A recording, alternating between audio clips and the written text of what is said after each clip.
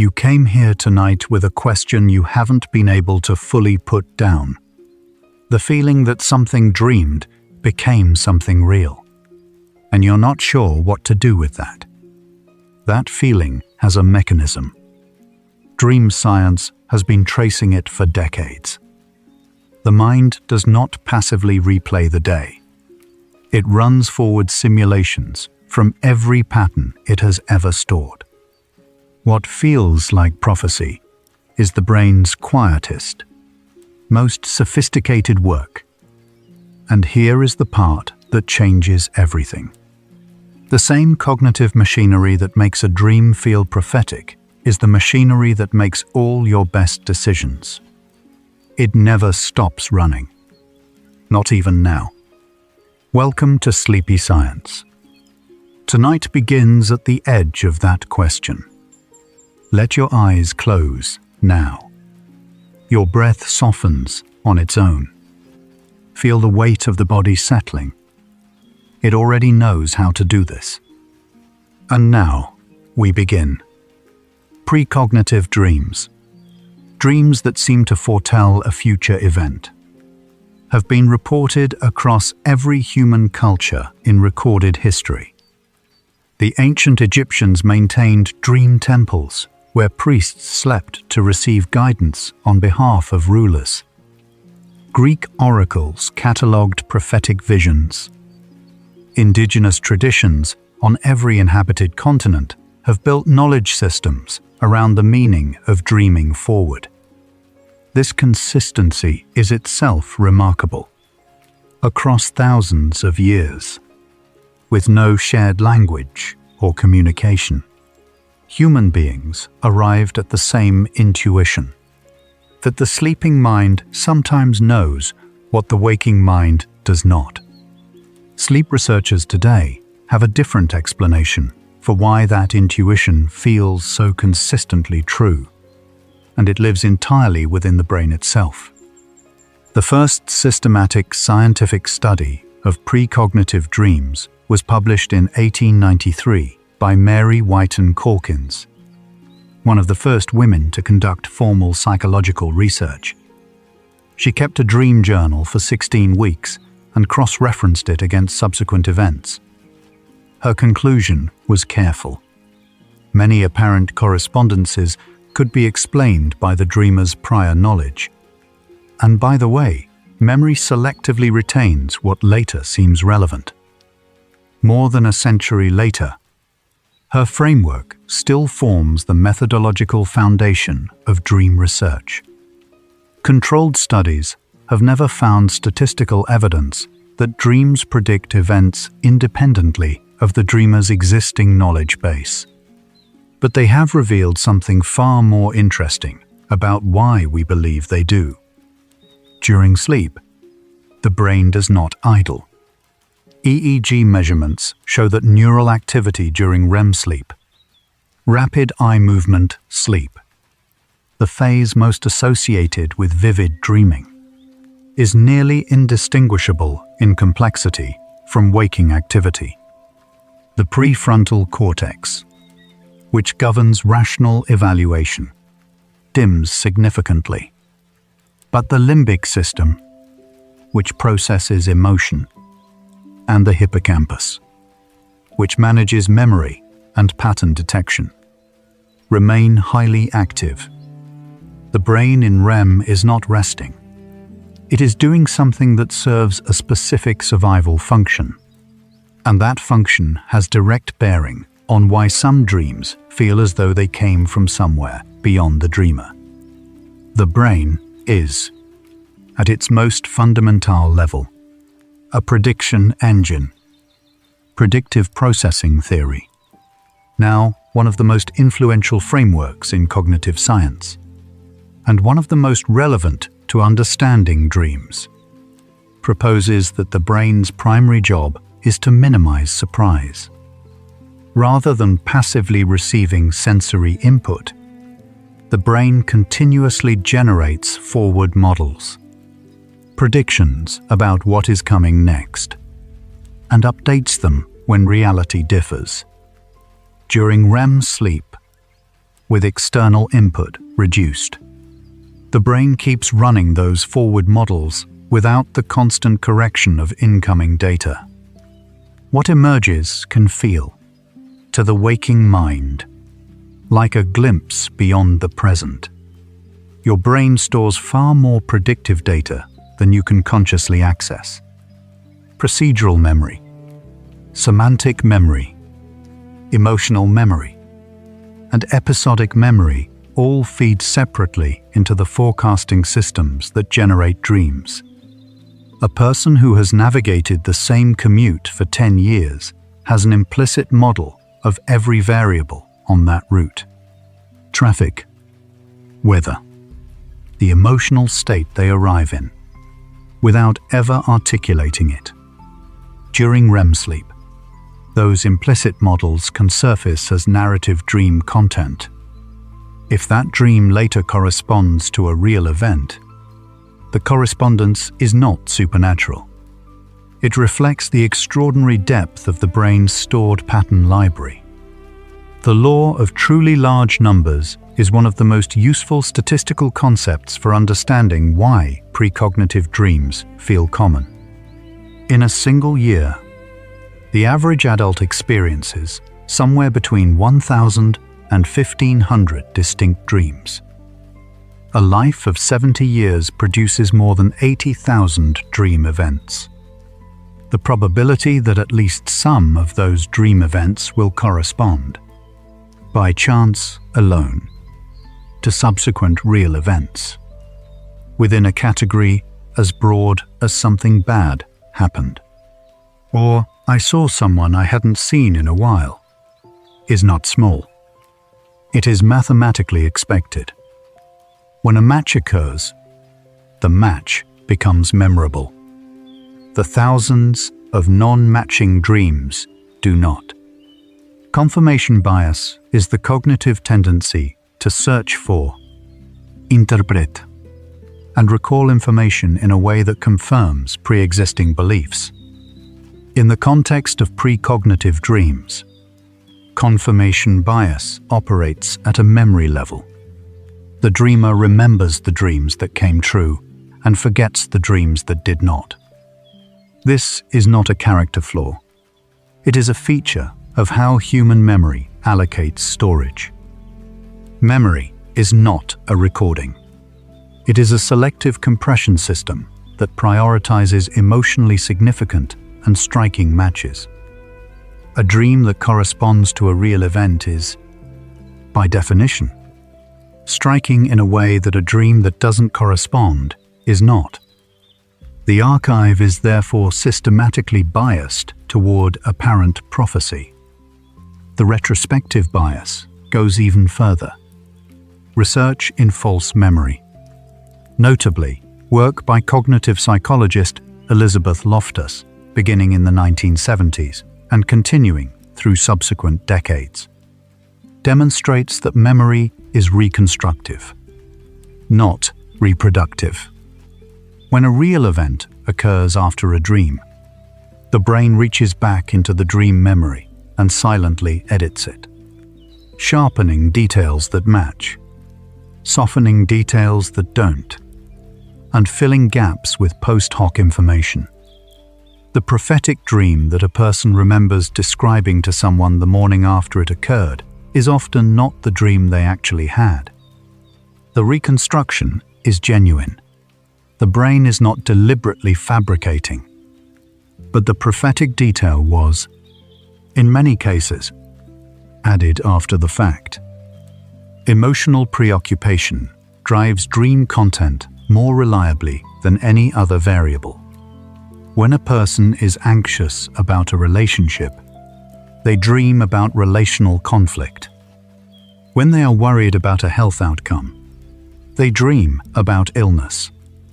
When a major change is on the horizon, a career shift, a departure, a diagnosis they suspect but haven't confirmed, those concerns dominate the dreaming mind's attention. This creates a second statistical mechanism. The more emotionally loaded a topic, the more likely the person is to dream about it, and the more likely that topic is to eventually manifest in waking life. The dream does not cause the event. The concern precedes both. 50 years of systematic sleep research, from the mid-20th century laboratory work of William Dement and Nathaniel Kleitman to contemporary neuroimaging studies, has produced a consistent finding. No study conducted under controlled conditions has demonstrated that dreams can encode information about future events that the dreamer did not already have access to. That is the science. And yet the experience of dreaming true, of waking with the certainty that something was known before it was known, remains one of the most reported and most resistant to dismissal phenomena in human psychology. What science has found is not that precognitive dreams are impossible. It is that the mechanism behind them already lives in the dreaming brain itself. That is where this journey begins. REM sleep cycles approximately every 90 minutes throughout the night, but the REM periods lengthen across the night. The first REM cycle, typically occurring about 90 minutes after sleep onset, lasts roughly 10 minutes. By the final cycle before waking, often in the last hour or two of sleep, REM periods can extend to 45 or 60 minutes. This architecture is significant. The longest, most vivid, most complex dreams occur closest to waking. Dreams from these final cycles are also the most likely to be remembered. They are also the most likely to involve the kind of elaborate narrative structure that, retrospectively, can be mapped onto subsequent events. The amygdala, the brain's primary emotion processing center, is unusually active during REM sleep. It is more active, in many studies, than during normal waking. This creates an environment in which dream content carries emotional weight that exceeds the emotional weight of the actual content. A dream image that would be neutral if encountered while awake. A face, a color, a place, acquires a sense of significance, urgency, or foreboding during REM sleep, simply because the amygdala is firing at elevated levels. The emotion of the dream is not evidence that the dream is meaningful. It is a function of the neurochemical environment of the sleeping brain. Norepinephrine, the neurotransmitter associated with vigilance, alertness, and the initial stage of fear response, drops to near zero during REM sleep. This chemical absence is unique. It is the only brain state in which norepinephrine falls that low. The absence of norepinephrine may be precisely what makes REM sleep emotionally distinct. Neuroscientist Matthew Walker, in his research on sleep and emotional processing, has proposed that REM sleep functions as a kind of overnight therapy, allowing the brain to process emotionally charged memories in a neurochemical context, stripped of the stress response that accompanied their original encoding. Dream content, in this framework, is the narrative surface of a deeper emotional processing operation. The hippocampus during REM sleep replays memories at compressed speed, a process called hippocampal replay. Events from the previous day are reviewed, cross-referenced with older memories, and either consolidated into long-term storage or allowed to decay. During this replay, the hippocampus does not simply reproduce memories. It identifies structural similarities across different events, extracting what cognitive scientists call schema, or generalized patterns. If a person has dreamed something that later appears to correspond to a real event, it is often because the hippocampus identified a structural similarity, not a prophetic connection, but a genuine pattern that existed in the person's experience long before the dream. The concept of thin slicing, developed by psychologist Nalini Ambady and later popularized by Malcolm Gladwell, describes the brain's capacity to make accurate judgments from very small amounts of information. Slices of experience so thin that the person making the judgment is unaware of the data being used. Medical professionals, experienced teachers, and skilled negotiators routinely demonstrate thin slicing accuracy in their domains. The sleeping brain has access to a lifetime of thin-sliced observations, micro-expressions on a colleague's face, a subtle change in a spouse's behavior, an anomaly in a physical sensation. Dreams that draw on this archive can feel prophetic. They are actually expert. Déjà rêvé, French for already dreamed, is the experience of recognizing a current real-world event as something previously encountered in a dream. It is related to, but neurologically distinct from, déjà vu. While déjà vu involves a mismatch between familiarity and actual memory retrieval, déjà rêve specifically involves a confident sense that the present moment was dreamed. Brain imaging studies conducted in the last decade suggest that déjà rêvé involves activation in the hippocampus and the parietal cortex simultaneously, a pattern associated with pattern matching across different time contexts. The brain is not recognizing a prophecy being fulfilled. It is completing a pattern across sleep and waking. The phenomenon of dream incubation, deliberately focusing attention on a problem before sleep in the hope that the dream state will produce insight, has been studied since the 1970s and continues to receive research attention. A study published in the journal Scientific Reports in 2021 examined targeted memory reactivation during sleep. Subjects were exposed to specific cues during sleep after learning material, and showed enhanced recall and problem-solving on related problems the following morning. The dreaming brain is not a passive recipient of imagery.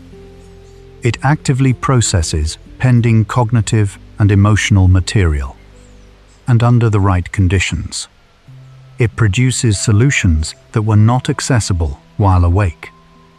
Anecdotes of creative and scientific insight attributed to dreams populate the history of every discipline. Elias Howe reportedly dreamed the design of the sewing needle that made the lock-stitch sewing machine functional. Dmitry Mendeleev described a dream in which the periodic table arranged itself. Paul McCartney heard the melody of Yesterday upon waking and initially believed it already existed. Neurologically, these accounts are consistent with what we know about the REM brain. Without the inhibition of prefrontal logic and without the interference of external sensory input, the associative networks of the brain are free to produce combinations that the waking, goal-directed mind would not generate. The content is novel. The material is drawn entirely from what was already stored. Shared dreaming, the claimed phenomenon of two people independently dreaming the same or closely related dream on the same night, is among the more persistent claims in the precognitive dream literature. No controlled study, conducted under rigorous conditions, has confirmed it as a genuine phenomenon. What has been documented is that people in close emotional relationship dream about similar themes at similar life stages. Grief, transition, anticipation, the pull of an approaching change. because they share the same emotional preoccupations. When those dreams surface in conversation, the correspondence is striking. The dreams are independent. The anxieties were shared all along. Sleep architecture changes across the lifespan in ways that directly affect the frequency and intensity of precognitive feeling dreams. Newborns spend approximately 50% of their sleep in REM. Adults average 20 to 25%. In otherwise healthy older adults, REM percentage may decline slightly. The adolescent brain, with its heightened emotional processing and elevated hormonal environment, produces dream content of unusual intensity, which may partly explain why adolescents and young adults report the strongest precognitive dream experiences. The intensity of the emotional processing corresponds to the intensity of the dreaming experience itself, not to any increase in actual predictive capacity. Lucid dreaming, the state in which the dreamer becomes aware that they are dreaming while remaining asleep, provides a research window into the mechanics of precognitive dream experience. Lucid dreamers can, to a degree, observe their own dream construction in progress. Studies with experienced lucid dreamers show that they can recognize the brain's compositional process. Characters who seem to be distinct individuals are constructed from fragments of known people. Environments that feel uncanny are assemblages of familiar elements in unfamiliar combinations. There is no external source. The dreaming mind, even when deeply convinced it is perceiving something external, is composing entirely from internal material. The role of intention in dream recall significantly affects what people believe about their dreams. Research consistently shows that people who keep dream journals recall 4 to 5 times more dreams per week than people who do not. Increased dream recall creates an increased sample size. An increased sample size creates a higher probability of apparent correspondences with waking events. Dream journalers, who are also, as a group, more likely to reflect on and attend to their dream content, are systematically more likely to report precognitive dreams. This is not because journaling increases predictive capacity. It is because it increases the number of data points in the comparison set. In neuroscience, this is called the Bayesian brain hypothesis. It builds on a 19th century idea from physician Hermann von Helmholtz that the brain does not passively receive the world. It predicts the world, then checks whether the prediction was right. Formalized by Carl Friston and others in the early 2000s, the hypothesis proposes that the brain generates a working model of what is out there, checks it against incoming sensory data, and updates where reality differs. Applied to dreaming, the sleeping brain produces not random confabulation, but a formally structured forecast over possible future states. The dream is the brain's best current estimate of where things are going. Near future dreaming. Dreaming about events that occur in the following 24 to 72 hours. Has a specific neurological explanation rooted in working memory consolidation. Information that entered working memory in the days just before sleep is being actively sorted during the night's REM cycles. If that information relates to anticipated events, a meeting, a conversation, a journey, the sorting process generates dream content that represents possible scenarios for those anticipated events. When one of those scenarios comes true, the match feels prophetic.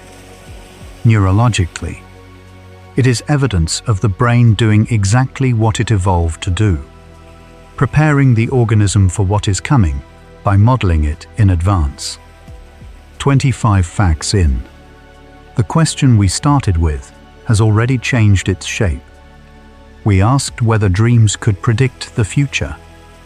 What the evidence has revealed instead is that the dreaming brain runs continuous forward simulations from the world's most comprehensive personal dataset. Everything the dreamer has ever experienced, felt, feared, or anticipated. The predictions feel external because the norepinephrine is absent. The amygdala is amplified, and the prefrontal scrutiny that would evaluate them is dim. They feel prophetic because the law of truly large numbers ensures that some of them, across a lifetime, will correspond to real events. That is not prophecy. It is a vastly more interesting thing. You've been with us for a while now, and your breathing has likely softened without you noticing. A soft subscribe helps another sleepless mind find this sanctuary too. Now, let's pause together, one sleepy soul at a time. Right now, the question of whether your most vivid dream was real is suspended somewhere between memory and certainty. You held it here, not because you chose to, because the brain that dreamed it is the same brain that is holding it now, running the same probability engine, in the same darkness. The 25 facts so far have traced the outer shape of that engine. What you haven't heard yet is what happens when the same machinery that generates dreams is also generating the version of the future you most expect to meet. The next layer opens where the brain's own calendar meets the night. Let's follow it there. The prospective memory system, the part of the brain that holds intentions for the future, is deeply intertwined with dream generation. Brain imaging studies show that prospective memory content activates many of the same prefrontal and hippocampal networks as dreaming. Unfulfilled intentions that are held in prospective memory just before sleep are unusually likely to surface as dream content. When those intentions involve anticipated events, and when those events subsequently occur, the dream can feel prophetic. It was the brain rehearsing what it had already scheduled. The function of dreaming in threat simulation is one of the most robust evolutionary hypotheses in sleep research. Developed by Finnish neuroscientist Antti Revonsuo, the threat simulation theory proposes that dreaming evolved as a mechanism for rehearsing high-stakes scenarios in a safe environment. Animals that could simulate being chased, being ambushed, or losing a resource in dream space would be better prepared for those events in waking life. Humans carry this ancient mechanism. The nightmares that feel most real, being chased, falling, losing someone, are the ancient threat library at work, not a flaw. The oldest form of preparation the sleeping brain has. Social simulation theory extends the threat simulation hypothesis to the domain of human relationships. Many dreams function as social simulations, rehearsals of interpersonal scenarios involving people the dreamer is emotionally invested in. The dreaming brain runs possible versions of difficult conversations, confrontation, reconciliation, and departures. When a dreamed social scenario subsequently occurs in waking life, the correspondence is often attributed to precognition. The brain was, in fact, running exactly that simulation, because the social information it held made that outcome one of the more probable possibilities. The accuracy is not supernatural. It is the depth of the relational archive doing its work. Pattern completion is a function of the hippocampus that allows partial or degraded inputs to activate a full stored memory. If you hear the first 4 notes of a familiar song, the hippocampus completes the rest automatically. During dreaming, this pattern completion mechanism runs on stored experiential data rather than incoming sensory input, producing dream narratives that feel fully developed and internally consistent.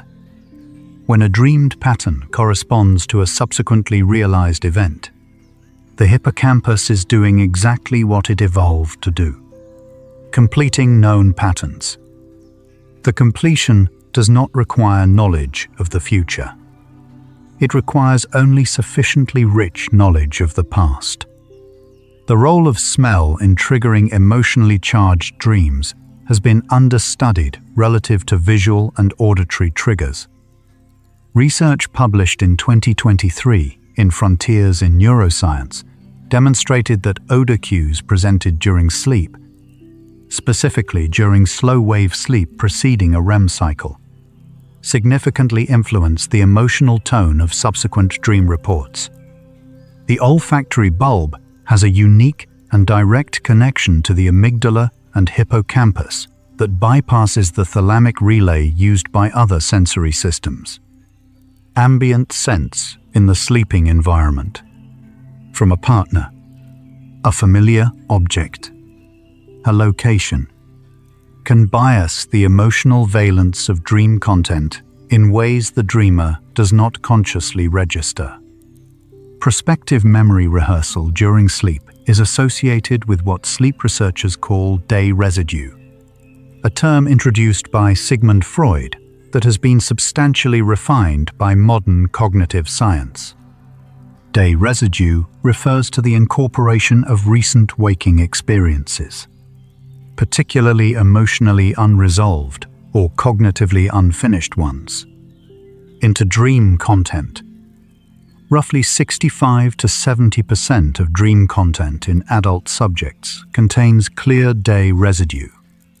According to studies using diary methods, the element that makes a day's residue feel prophetically significant is not the residue itself, but the way the dreaming brain recombines it, in patterns that sometimes correspond, by chance or by the brain's expert modeling, to what actually comes next. Post-traumatic stress disorder provides a clinical window into the extreme end of the prediction through dreaming spectrum. PTSD nightmares are among the most consistently recurring, most emotionally vivid, and most accurately reported of all dream types. Unlike most dreams, which incorporate novelty and recombination, PTSD nightmares often replay traumatic events with high fidelity, a product of incomplete memory consolidation in which the trauma has not been successfully integrated into the hippocampal narrative archive. The contrast between PTSD nightmares, high fidelity and low novelty, and ordinary prophetic feeling dreams, high novelty and low fidelity, illuminates the different mechanisms at work. Ordinary dreaming is compositional. Only extreme stress produces literal replay. The relationship between sleep quality and the subjective sense of prophetic dreaming is well documented, though it runs counterintuitively. People who experience fragmented sleep, multiple brief awakenings across the night, tend to report more vivid and more apparently meaningful dreams than those who sleep in consolidated blocks. This is partly because awakening from REM sleep provides more opportunities to encode dream memories, and partly because sleep fragmentation increases the proportion of time spent in REM-adjacent light sleep, which also generates vivid mental content. Paradoxically, the clearest memories of apparently prophetic dreams often come from the worst nights of sleep. Cultural scripts surrounding dreams significantly shape how dream content is encoded and retrieved. Research in cross-cultural psychology has shown that members of cultures with strong traditions of prophetic dreaming report precognitive dream experiences more frequently than members of cultures with secular or rationalist traditions. Cultural context does not produce actual predictive capacity. It shapes what dream content the dreamer attends to, remembers, and assigns significance to. The same probabilistically generated dream narrative is more likely to be interpreted as prophetic in a context that treats dreams as messages, and more likely to be dismissed as noise in a context that treats them as biology. The framing changes everything. The mechanism does not. In medicine, this same pattern archive surfaces in a phenomenon called prodromal dreaming. The dreaming brain integrating subtle physiological signals that the waking mind has not yet consciously registered. A 2018 review in the journal Dreaming examined case reports over 3 decades and found recurring patterns of patients dreaming about specific symptoms or organ-localized sensations before the corresponding physical findings were detected on examination. The most common reported sites were cardiac, respiratory, and gastrointestinal. The dream was not predicting illness. The brain was already detecting it. From interoceptive signals too faint for waking consciousness to register, and representing that detection in dream imagery. Large-scale analysis of dream reports, developed systematically since the 1960s and refined through normative databases ever since, reveals consistent thematic patterns across populations. Globally, the most common dream themes include falling, being pursued, being unable to move, appearing in public without clothes, and failing examinations. These themes are not culturally specific. They appear across populations that share nothing else. Their universality suggests that they derive from fundamental features of the predictive brain's threat modeling system, not from cultural transmission. The universal dream is the brain running a universal threat simulation. The content changes. The underlying architecture does not. The predictive processing framework has been applied to nightmare disorders in research by Elizaveta Solomonova and colleagues in 2021. Their model proposes that chronic nightmares represent a dysregulation of the predictive brain's calibration process. The prior probability assigned to threat has been set inappropriately high, so the brain generates threat scenarios disproportionately, and the error signal that should correct the priors is not being applied. Treatment using nightmare rehearsal, called image rehearsal therapy, asks the patient to rewrite the nightmare's ending while awake, editing the prior probability distribution. The brain files the revised version. The nightmares shift. The ending can be rewritten. Memory reconsolidation, the phenomenon in which a retrieved memory is temporarily destabilized and then reconsolidated in a modified form, is relevant to the experience of prophetic dreaming in a specific way. When a person wakes with the memory of a dream, that memory is in a malleable state. Any waking event that occurs in the hours following waking can be silently incorporated into the dream memory through reconsolidation. By the time the dream is shared or written down, it may already contain details encountered after waking. The correspondence between dream and event is therefore not purely the dreamer's fabrication. It is a genuine feature of how memory works. Animal research opens an unexpected window into the predictive function of REM sleep. Studies with rodents, beginning with Matthew Wilson's work at MIT in the 1990s, demonstrated that hippocampal place cells, neurons that fire when an animal is in a specific location, replay in the same sequence during sleep as during prior waking navigation. The animal is, neurologically, rerunning its path through the maze. Subsequent research extended this further. Rodents also appear to replay paths through spaces not yet physically explored, running forward simulations of routes not yet traveled. The prediction engine is not uniquely human. It predates us by a considerable evolutionary interval. Sleep spindles, brief bursts of oscillatory neural activity in the range of 11 to 16 Hz, generated by the thalamus during NREM stage 2 sleep, have been linked to the consolidation of declarative and procedural memory. Research published in 2022 in Nature Neuroscience found that the density of sleep spindles in a given night was predictive of the precision of memory consolidation of information learned the day before. Individuals with higher spindle density showed more accurate schematic abstraction, the extraction of structural patterns from specific instances. This spindle-driven abstraction is one of the mechanisms by which the sleeping brain builds the pattern library that subsequent REM dreaming draws on for its simulations. There's a quietness settling in now, still tracing the edges of this question. Take a slow breath. Notice how the body has grown a little heavier since we began. Not tired, settled, like a mind that has been working without showing it. We're moving through the architecture of dreaming together.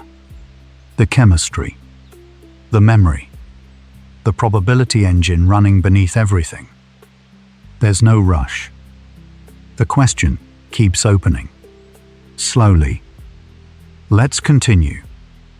Hypnagogia, the transitional state between waking and sleep, characterized by vivid imagery, sudden sounds, and brief hallucinations, has been associated with creative insight and, historically, with prophetic experience. Salvador Dali reportedly napped with a key in his hand so that the sound of it dropping would wake him at the hypnagogic threshold. Thomas Edison used a similar method with steel balls in a bowl. Neurologically, hypnagogia involves a specific pattern of alpha-theta brainwave transition in which the prefrontal cortex's executive inhibition relaxes before the deeper structures responsible for memory and pattern association have quieted.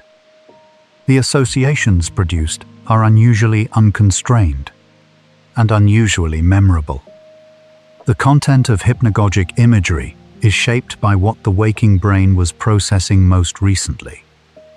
Experimental studies have shown that subjects exposed to a specific visual environment, a particular room, a specific task, a consistent emotional tone, generate hypnagogic imagery that reflects that environment with measurable regularity. The transition state is not producing random imagery. It is running a compressed version of the day's most salient content through a loosening associative network. This compression frequently produces connections that the fully awake mind would not have made, including connections between recent events and older stored patterns that subsequently manifest as prophetic dream content. The false awakening, a dream in which the dreamer believes they have woken from sleep and begun their normal morning, is among the most disorienting dream types and one of the most frequently reported in precognitive dream literature. In a false awakening, the brain simulates not just the content of the morning, but the experience of consciousness itself. the sense of being a waking, evaluating person in a real environment. When events from a false awakening subsequently occur in the real morning, the experience of recognition is intense. The brain does not experience the match as coincidence. It experiences it as the second occurrence of something that already happened. Sleep paralysis, a state occurring at the boundary between REM sleep and waking, in which motor inhibition persists while consciousness returns, is associated with vivid, often frightening hallucinations that have been interpreted as supernatural visitation across cultures for centuries. The neuroscience is well established. REM atonia, which prevents the body from acting out dreams, occasionally fails to release completely at waking, while the REM-associated visual hallucinations continue. The experience of a presence at the bedside, a pressure on the chest, or an inability to call for help is neurologically generated. Its cultural expressions: the old hag in England, the kanashibari in Japan, the incubus in medieval Europe, are consistent products of the same neurological event. Collective dreaming phenomena. Reports of multiple people dreaming similarly before major public events such as disasters, elections, or social upheavals have been documented in oral tradition and occasionally in structured data collection. Researcher Stanley Krippner catalogued dream reports following several major public events in the 1970s. What the data actually showed was consistent with prior probability modeling. The dreaming population was already processing high levels of ambient anxiety about known risk factors, and that anxiety generated thematically similar dream content across a large group simultaneously. The event happened into a population already dreaming about its possibility. The dream did not cause or predict the event. The collective anxiety preceded both. Sleep researchers distinguish between episodic future thinking during sleep and confabulatory forward projection. Episodic future thinking: the capacity to mentally simulate specific future scenarios, is known to rely on the same neural infrastructure as episodic memory retrieval. The hippocampus, the posterior parietal cortex, and the lateral prefrontal cortex. When this network is active during dreaming, it generates scenarios that are structurally similar to anticipated future events. The content is drawn from memory. The structure is forward-facing. The distinction between remembering the past and imagining the future, at the neural level, is less categorical than it appears. Gender differences in dream recall and in the reported frequency of precognitive dreams have been documented across multiple cross-cultural studies. Women, on average, report higher dream recall, more emotionally vivid dream content, and a higher frequency of apparently meaningful dream correspondence. The data does not support a difference in actual predictive capacity. The reporting difference is consistent with documented differences in emotional processing, in the frequency and intensity of REM sleep, and in the cultural norms around attending to and sharing inner experience. The gap in reported experience is real. The gap in the underlying mechanism is not. The role of the insula, a cortical region associated with interoception, the sensing of the body's internal state, in dreaming, has been established through neuroimaging studies. The insula is active in REM sleep and contributes to dream content involving physical sensation, particularly sensations of warmth. pressure, and the internal feeling of emotion. Interoceptive signals from the body, changes in heart rate, gut motility, muscle tension, are incorporated into dream imagery as narrative metaphor. A racing heart becomes a chase scene. A tight chest becomes a weight on the chest. When the body is processing something real, a developing illness, an approaching physiological event, the insula translates that processing into dreaming content. The scientific debate around presentiment, a claimed psychophysiological phenomenon in which measurable physiological arousal precedes a randomly generated emotional stimulus by several seconds, has been one of the more rigorous controversies in psychology over the past 3 decades. Darrell Bem's 2011 paper in the Journal of Personality and Social Psychology, which reported 9 studies apparently demonstrating retroactive priming effects, generated enormous methodological debate and spawned a large-scale replication effort. The replication results, across more than 90 subsequent studies, did not support Bem's original findings at the claimed effect size. The scientific consensus remains. No evidence supports the direct perception of randomly generated future events. At the midpoint of this journey, the question that opened it has been substantially transformed. We began asking whether dreams could see the future.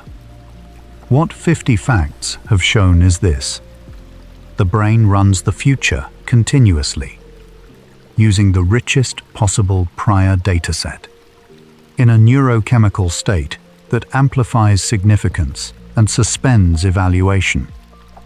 The apparent prophecy is not a failure of reasoning. It is evidence of a predictive system working exactly as designed. The tension that remains, the part the second half of tonight follows, is this: if the brain's dream predictions are drawn from what it already holds, what does that say about the quality of what we give it to hold? What just opened? The question of what the brain carries forward when it runs its simulations is not only a neuroscience question. You may be carrying a version of that right now. A pattern you have run so many times that the dream simply reaches for it. Not because it is what will happen, but because it is what the brain has learned to expect. That is where the second half of tonight moves. Feel your jaw. Let it soften just a little. And so the question deepens. Let's follow it. Not all dreams model equally well. The quality of the simulation depends on the quality of what was stored. Research on memory consolidation shows that fragmentary, poorly encoded memories generate more distorted dream content. A higher ratio of coincidental correspondences that feel significant. By contrast, well-consolidated memories generate more structurally accurate simulations. The implication is counterintuitive but consistent. The person who sleeps more deeply and whose memories consolidate more accurately may experience fewer striking precognitive dreams, not because they are less sensitive, but because their forward simulations are more precisely calibrated. The dream stops feeling prophetic when it becomes genuinely accurate. The concept of waking, dreaming, the capacity of the mind to enter a dream-like associative state during certain forms of relaxed wakefulness, has been studied through mind-wandering research.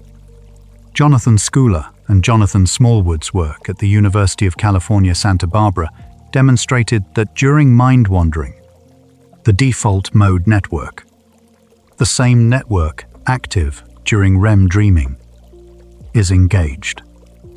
The content of waking mind-wandering has predictive properties similar to dreaming content. It draws on stored emotional preoccupations, runs prospective simulations, and preferentially generates forward-facing scenarios. The boundary between dreaming and waking prediction is not categorical. It is a gradient. The default mode network, a collection of brain regions including the medial prefrontal cortex, the posterior cingulate cortex, and the angular gyrus, was initially characterized as a rest network, active during the absence of task-directed cognition. It is now understood as a narrative and simulation network. It is most active when the mind is constructing self-referential narratives, imagining the future, and reflecting on the past. It is the network most associated with both dreaming and with the sense that the future is personally relevant. The default mode network does not rest. It predicts. Chronobiology, the study of biological rhythms, offers a specific window into the timing of apparently prophetic dreams. The peak of REM sleep in healthy adults aligns with the early morning hours, between 4 and 7 a.m. This window also coincides with the lowest body temperature of the circadian cycle and the point at which the brain has most completely processed the prior day's information. Dreams from this window are the most vivid, the most narratively coherent, and the most accurately retained. They are also the most likely to involve near-future content, because the brain is already actively preparing for the day it is about to enter.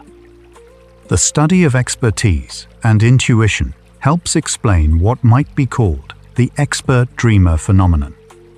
Psychologist Gary Klein's work on naturalistic decision-making, conducted with experienced firefighters, military commanders, and intensive care nurses, showed that expertise develops in part through the accumulation of pattern libraries that allow rapid, often unconscious recognition of situation types. Experts in high-stakes domains frequently report knowing what will happen before they can articulate why. Their predictive accuracy is high not because they have special perception, but because their pattern libraries are vast and well organized. The experienced dreamer's pattern library is the same library, running at night. The timing of precognitive dream reports relative to the predicted event is revealing. Research by David Rybak, who surveyed over 400 subjects in the 1980s, found that the vast majority of apparent precognitive dreams corresponded to events in the following 24 to 72 hours, with a sharp drop-off in correspondence for events more than a week in the future. This distribution is exactly what the prospective memory and forward modeling accounts would predict. Working memory content from the recent past generates near-future dream simulations. If dreams had genuine predictive capacity independent of stored information, the distribution would be flat across longer time horizons. It is not. The emotional salience of dream content is modulated by the neurotransmitter serotonin, which, like norepinephrine, decreases substantially during REM sleep. Serotonin's decrease removes a layer of emotional regulation that normally dampens the subjective intensity of emotional experience. Without it, the emotional quality of dream content, whether pleasurable, fearful, or uncannily significant, is experienced more starkly. This is one reason why waking from a vivid dream carries a somatic residue. The heart rate has risen. The muscles carry tension. The body has responded to dream events as though they were real. The brain does not distinguish, during REM, between a simulated threat and an actual one. Neurological conditions that affect the thalamocortical relay, the communication pathway between the thalamus and the cortex, sometimes produce altered dream experiences that illuminate the normal architecture of dreaming. Patients with certain thalamic lesions report the cessation of dreaming entirely, while maintaining otherwise normal sleep architecture. This confirms that the thalamus is a necessary relay in the generation of dream imagery, and that the content of dreams is not spontaneously generated by the cortex alone, but requires the thalamus's role in regulating the flow of stored information into cortical processing. Dreaming is not free imagination. It is regulated recall in a specific neurochemical context. The cultural history of prophetic dreaming reveals a consistent social function that exists independently of the question of whether dreams actually predict events. In many societies, the dream serves as a socially sanctioned vehicle for processing and communicating community concern. When a healer dreams of illness, or a leader dreams of danger, the dream provides a cultural permission structure for raising awareness of a risk that may already be widely felt but not yet openly addressed. The prophetic dream, in this social context, is not primarily a prediction instrument. It is a consensus-building and anxiety-articulating instrument. Its value is social and psychological, regardless of its epistemic content. Crisis telepathy. The claimed experience of dreaming about a distant loved one's crisis at the moment it occurs is among the most emotionally compelling entries in the precognitive dream literature. Documented cases typically involve close relational bonds, often between parents and children, or between partners. The neurological account involves two parallel mechanisms: the heightened REM activity during the relevant sleep window, combined with the elevated emotional preoccupation that chronic attachment generates. People who are deeply connected to another person dream about them more frequently, producing a higher base rate of crisis-adjacent dream content. Some of those dreams eventually correspond. The attachment preceded the correspondence. Hypnopompic imagery, the visual hallucinations that sometimes accompany the transition from sleep to waking, occupies a liminal space in the precognitive dream literature. Unlike dreams, which require reconstruction from memory, hypnopompic images are experienced as directly present.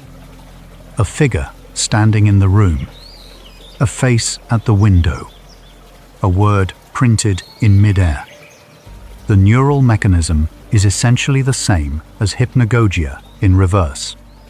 The visual cortex continues to generate REM-associated imagery, while the motor and perceptual systems begin to restore waking function. The image is neurologically generated. The experience of its presence is indistinguishable from perception. Research published in Nature in 2004 by Ulrich Wagner and colleagues at the University of Lübeck demonstrated that subjects who slept after learning a mathematical problem-solving task were 3 times more likely to discover a hidden shortcut to the solution than subjects who remained awake for the same interval. The insight did not come from longer working on the problem. It came from the way sleep reorganized the problem's representational structure. The dreaming brain was, in a specific and measurable sense, running the problem forward. Emotional prospection, the anticipation of one's own emotional responses to future events, is a recognized cognitive capacity associated with the same neural infrastructure as episodic memory and dreaming. Research by Timothy Wilson at the University of Virginia and Daniel Gilbert at Harvard demonstrated that people are consistently inaccurate in predicting their emotional responses to future events, typically overestimating both intensity and duration. The dreaming brain follows the same pattern. It generates future simulations with emotional intensities calibrated to stored prior material, not to the likely actual response. Prophetic dreams feel more intense than the events they foreshadow typically turn out to be. The neuroscience of sleep and creative work has attracted research attention at major institutions, including the Paris Brain Institute and the Max Planck Institute for Human Cognitive and Brain Sciences. Artists, writers, and composers who document hypnagogic and hypnopompic states consistently report enhanced access to novel associative material. The material is not new information. It is existing information recombined in ways that waking cognition, with its goal-directedness and inhibitory filters, would not generate. The value of the dream state to the creative process is not access to the future. It is access to the full depth of the past. That past is the only source of what arrives. We now understand what makes a precognitive dream feel real. It is not special access to external events. It is the neurochemical state of REM sleep. Norepinephrine gone. The amygdala elevated. The prefrontal dimmed. Beneath all of that, the hippocampus and default mode network run their forward models on the richest personal pattern library the brain possesses. The question that remains is not whether the dream can see the future. It is what the dreaming brain tells us about the weight of what we already carry, and what we bring to the night's forward models without knowing. Sleep and memory consolidation research has distinguished between two types of generalization that the sleeping brain performs. Associative generalization involves identifying structural similarities between discrete episodic memories and abstracting a common pattern. Rule generalization involves extracting the underlying logic of a domain from multiple specific instances. Both forms of generalization have been shown to occur preferentially during sleep, particularly during slow-wave and REM cycles. The implications for precognitive dreaming are significant. The dreaming brain is not just replaying the past. It is extracting the rules of the past and applying them as a structural template to forward projections. Emotional memory bias. The tendency for emotionally arousing events to be encoded more deeply and retrieved more reliably than neutral events plays a specific role in the subjective frequency of precognitive dream experience. Because emotionally charged memories form the core of the brain's most active pattern libraries, emotionally charged topics dominate dream content. And because those topics are, by their nature, the ones most likely to generate real-world events that carry emotional salience, the overlap between dream content and subsequent real events is systematically skewed toward the meaningful. The apparently prophetic correspondences do not distribute randomly across topics. They concentrate exactly where the brain concentrates its attention. Recent research in interoceptive prediction has opened a new dimension of the precognitive dream account. The brain generates predictive models not only of the external environment, but of its own future physiological states. Heart rate, blood pressure, hormonal fluctuation, and immune activity. Some studies suggest that the brain begins preparing for waking in the final sleep cycle. generating a gradual shift in neural alertness in the period approaching the transition. The sleeping brain is already preparing for its own future. Precognitive dreaming, in this light, is simply the narrative expression of a prediction engine that has never stopped running. The role of the precuneus, a region in the medial parietal cortex associated with self-referential processing, mental imagery, and the integration of memory and imagination, in dreaming has been established through lesion studies and neuroimaging. Damage to the precuneus is associated with the loss of the ability to form mental images during both waking and dreaming states. The precuneus integrates information from the default mode network, the hippocampus, and the visual cortex to produce the coherent, perspectival quality of dream experience, the sense of being in a scene rather than watching it. It is the region that makes the dream feel real from the inside. Scientific attempts to experimentally induce precognitive dream experiences by exposing subjects to specific content before sleep and measuring whether dream reports anticipate subsequent random events have uniformly failed to produce results above chance under controlled conditions. Studies at the Dream Laboratory at Maimonides Medical Center in New York under Stanley Krippner reported some above-chance results in early work during the 1960s and 1970s. Subsequent replication efforts, including a pre-registered study in 2018, did not find significant effects. The null result is robust. The experience of precognitive dreaming is universal. The two facts coexist once the mechanism is understood. Age-related changes in the brain's predictive systems illuminate the lifespan distribution of precognitive dream reports. In young adulthood, the pattern library is large, but still growing.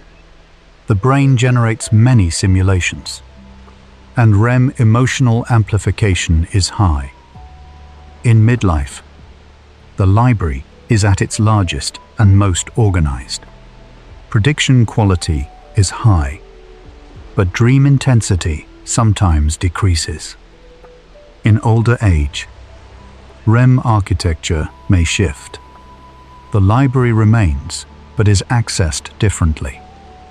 The life peak of apparently prophetic dreaming in many survey studies falls in the late 20s to early 40s, precisely the period when the library is richest and REM architecture is most intact. The discovery of adult neurogenesis, the generation of new neurons in adult brain tissue, has implications for understanding how dream content changes over a lifetime. In rodents, new neurons are incorporated into hippocampal networks during sleep, particularly during the theta oscillations associated with REM sleep. While the extent of adult hippocampal neurogenesis in humans remains actively debated in the scientific literature, the process appears to introduce novel connectivity into the pattern library, creating new associative pathways. Dreams, over a life, are not generated by a static archive. They are generated by a structure that sleep itself continues to reshape. The language the brain uses to represent future states in dreams is structural rather than literal.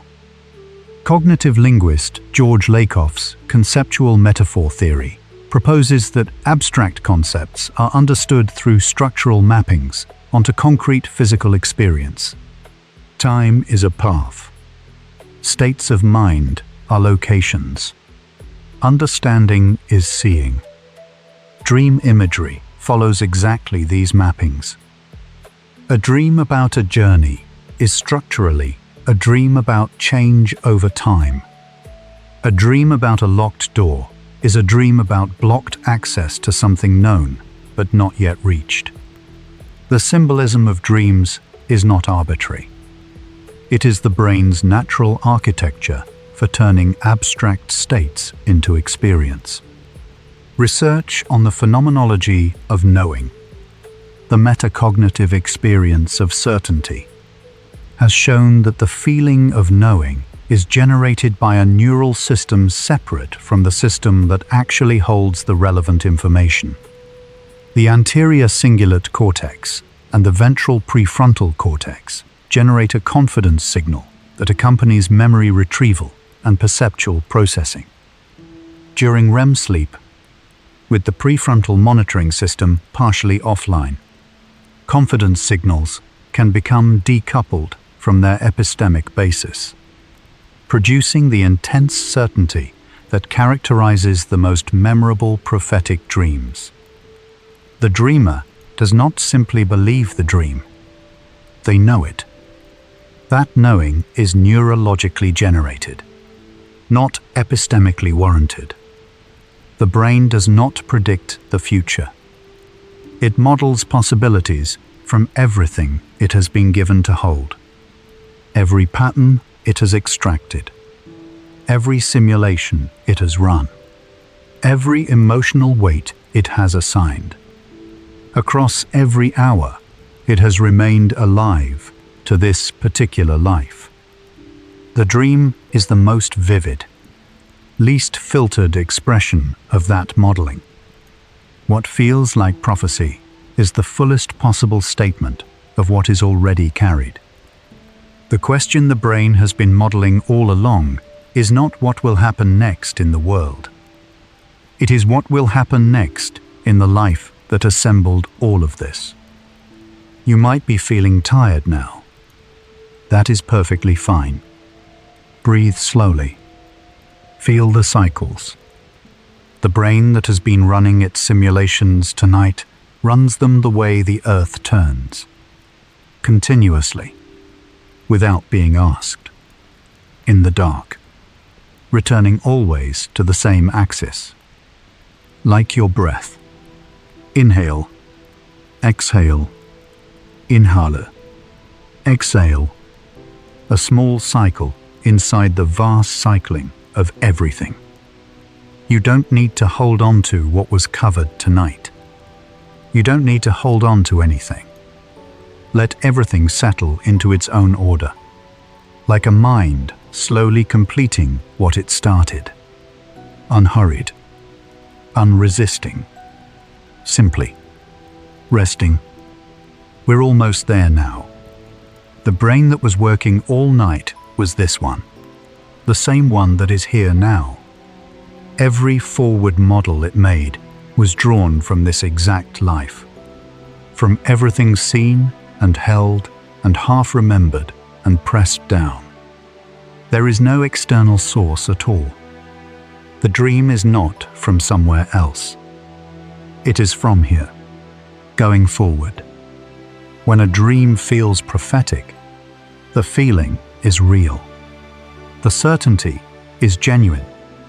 The brain generates it from the same circuits that generate all certainty, and those circuits, during REM, are running without the moderating voice of the evaluating mind.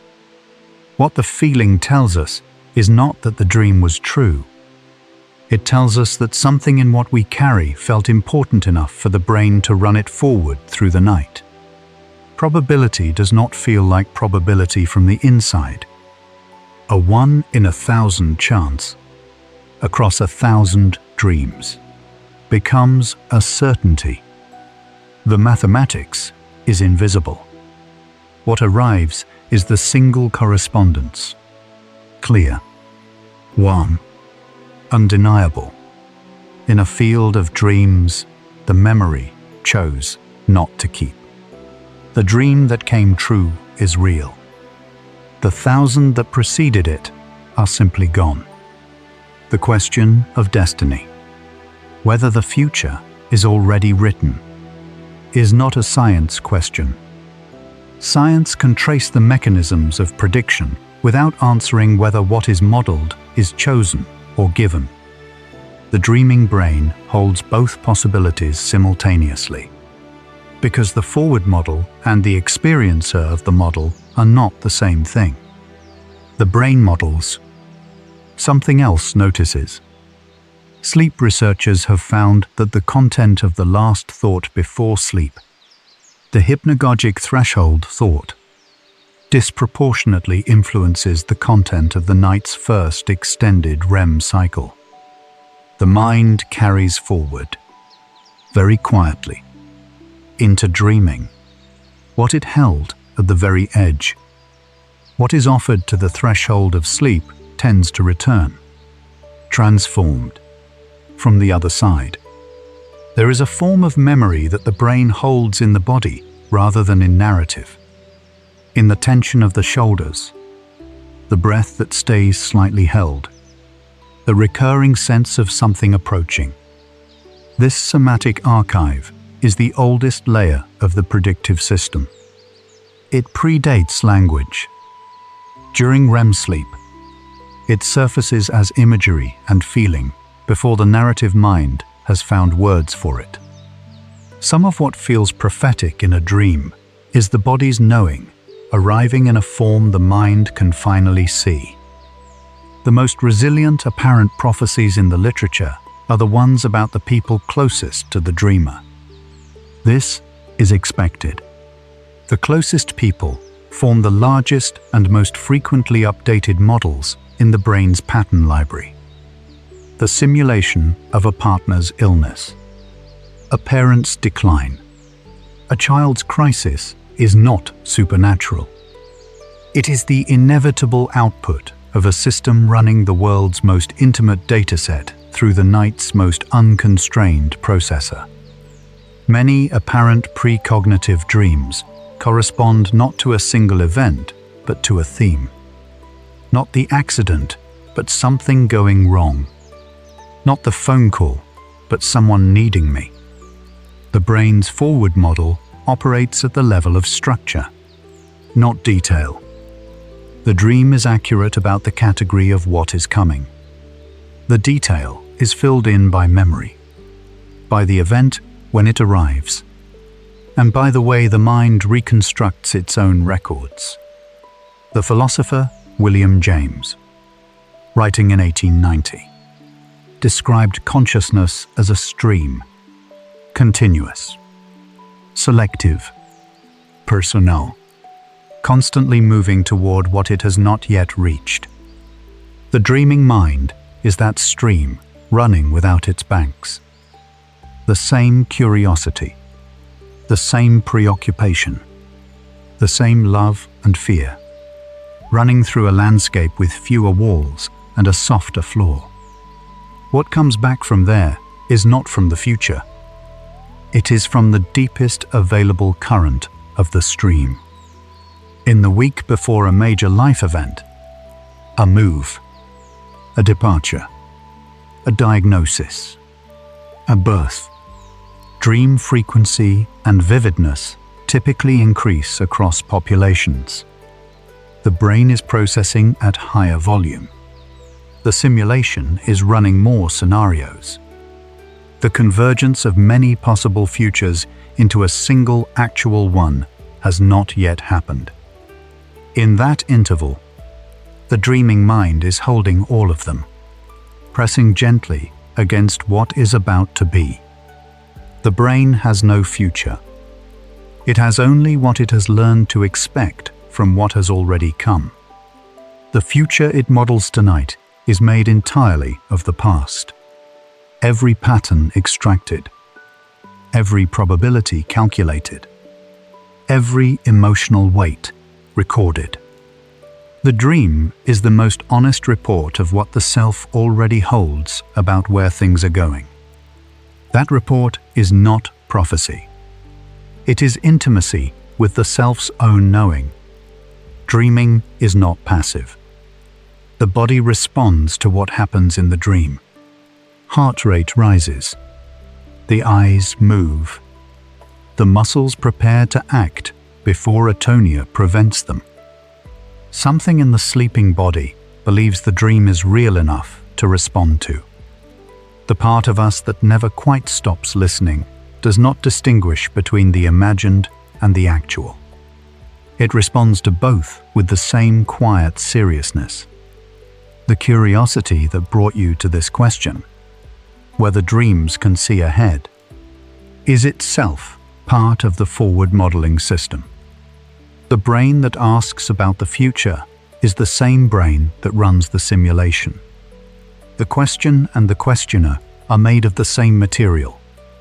The forward model includes, as one of its subjects, the mind that is wondering about it. Every culture that has built a practice around prophetic dreaming has found, at its center, the same instruction. Bring to the threshold what you most need answered. And wait. The waiting is not superstition. The instruction to bring a question to the edge of sleep is an instruction to make the question available to the system that processes it most fully. The dream does not answer with prophecy. It answers with the deepest available modeling of the question's terrain. The answer has already been forming for 90 facts. Whether dreams predict the future? No, not in the literal sense. Not in the way the question was first asked. But the dreaming mind reaches forward with everything it holds. It builds the most detailed model available of what comes next. And occasionally, because the model is rich enough and the pattern is clear enough, it touches what actually arrives. That is not nothing. That is, in its own way, more than prophecy. The sleep cycle that brings the most vivid dreaming is also the cycle that brings the brain to the threshold of waking. The longest REM period of the night, the one that generates the most memorable and most elaborate dream experiences, occurs in the final hour of sleep, the hour closest to the day that is waiting. The brain is already preparing to meet it. The dream that feels like a message from the future is happening at the moment. The future is becoming the present. Researchers who study the brain during periods of acute uncertainty find elevated default mode network activity, more active narrative construction, more extensive forward simulation, more intense dreaming. The brain under uncertainty runs its models harder. It generates more scenarios. It casts further. The experience of living through an uncertain period is, in part, the experience of the forward model working at full capacity, visible in the intensity of the night's dreaming. The body that carries all of this learning carries it through sleep, through waking, through many years. The pattern library grows.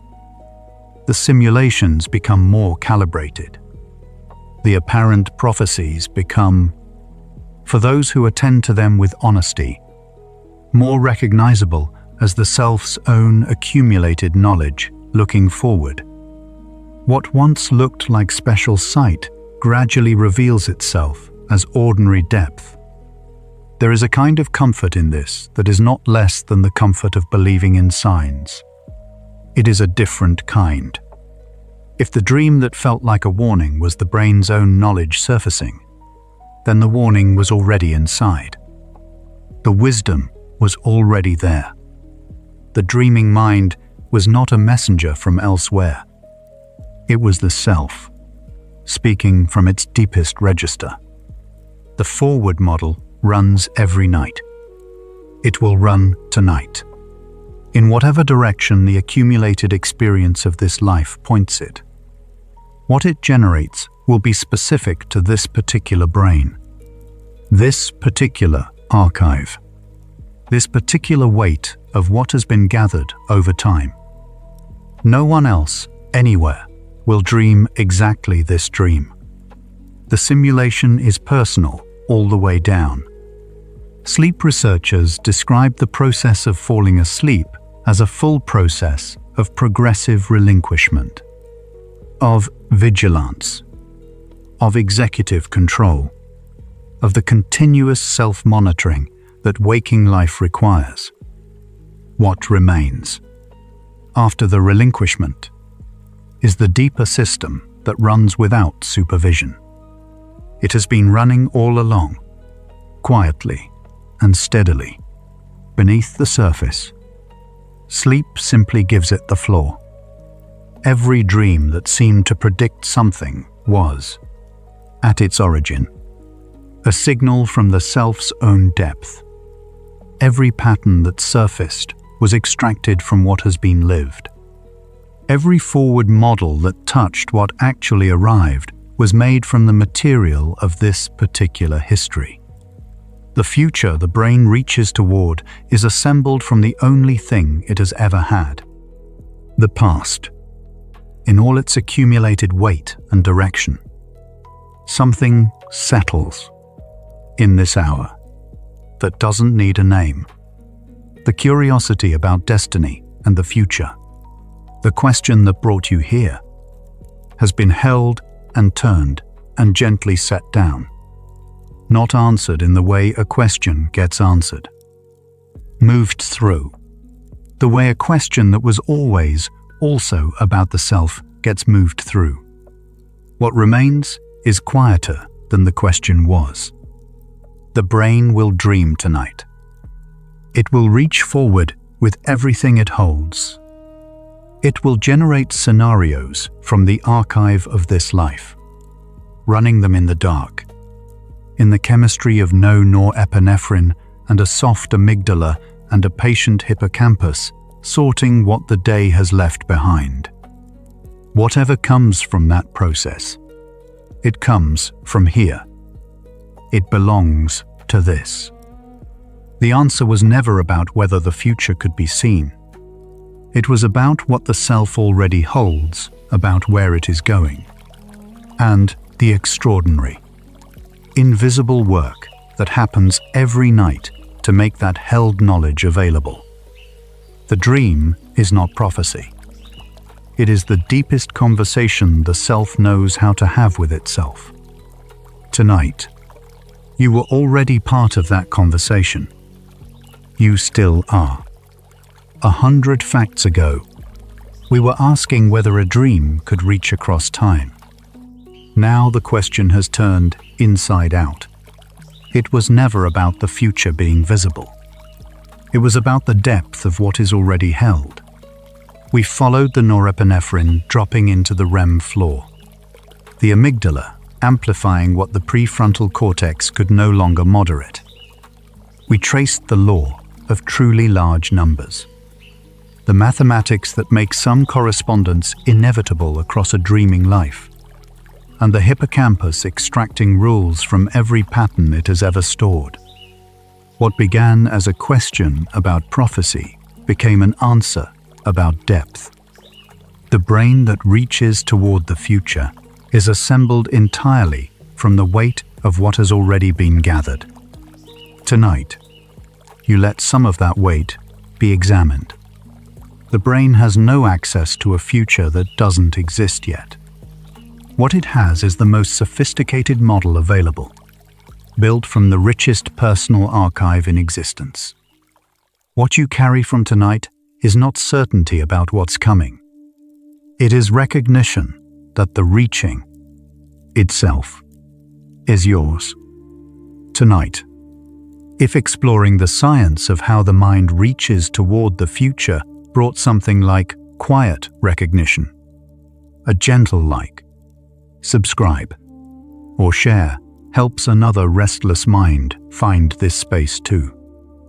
One quiet tap, one sleepy soul at a time. Right now, the predictive engine is quieting. Not because you asked it to, because the material of the day has been sorted. The forward models filed. The simulations allowed to run their full course. What remains is the part that is not running anything at all. The part that is simply here. Let your entire being dissolve into that stillness. The brain that modeled everything tonight has already moved past the need to model.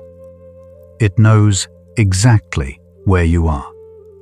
You can allow these thoughts to fade now, like a calculation settling into its final state.